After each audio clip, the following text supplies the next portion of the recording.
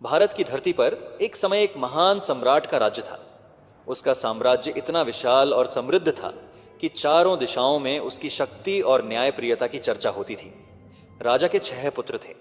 सभी राजकुमार वीर, शूरवीर और गुणों से संपन्न थे। समय के साथ 6 पुत्रों के विवाह भव्य समारोहों में हो चुके थे। राजमहल उत्सवों की स्मृतियों से भरा था, लेकिन सबसे छोटा राजकुमार अब तक अविवाहित था।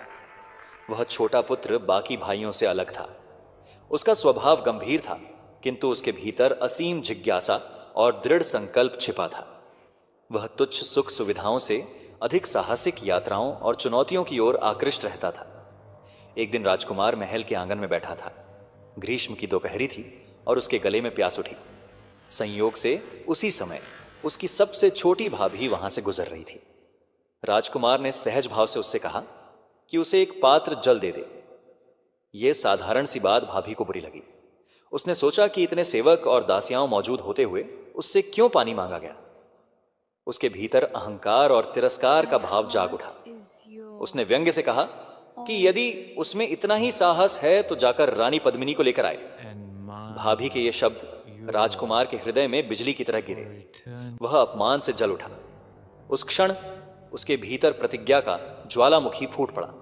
उसने तय कर लिया कि जब तक रानी पद्मिनी को अपने राज्य में लाकर नहीं खड़ा करेगा, तब तक महल का अन्न और जल स्पर्श नहीं करेगा।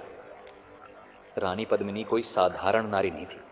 उसका नाम 7 समुद्रों के पार बसे सिंगल द्वीप की रानी के रूप में विख्यात था। उसकी सुंदरता और बुद्धिमत्ता की चर्चा चारों ओर थी, किंतु वहां पहुंचना असंभव माना जाता था। कहा जाता था कि उसके महल की रक्षा भयंकर राक्षस, मायावी प्रहरियों और जादुई जाल से होती थी। राजकुमार ने अपनी प्रतिज्ञा की बात महल में किसी को नहीं बताई। उसने सीधे अपने वजीर के पुत्र को बुलाया। वजीर का बेटा उसके प्रति अत्यंत निष्ठावान और बुद्धिमान था। राजकुमार ने उसे सारी बात बताई और कहा कि वह यात्रा पर साथ चले। दोनों ने 2 घोड़े तैयार किए।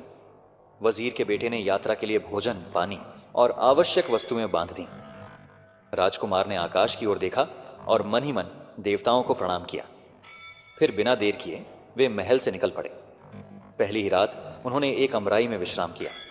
वहां की ठंडी छांव ने उनकी थकान कुछ कम की। वे सुबह होते ही आगे बढ़ गए।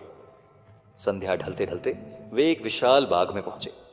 बाग का वातावरण विचित्र था। हवा में अनजानी सुगंध थी और पेड़ों पर चमकते फूल खिले थे। वजीर का बेटा आशंका से भर गया। उसने कहा कि यह स्थान साधारण नहीं लगता, किंतु राजकुमार ने हंसकर उसकी बात टाल दी और कहा कि डरने से यात्रा पूरी नहीं होगी।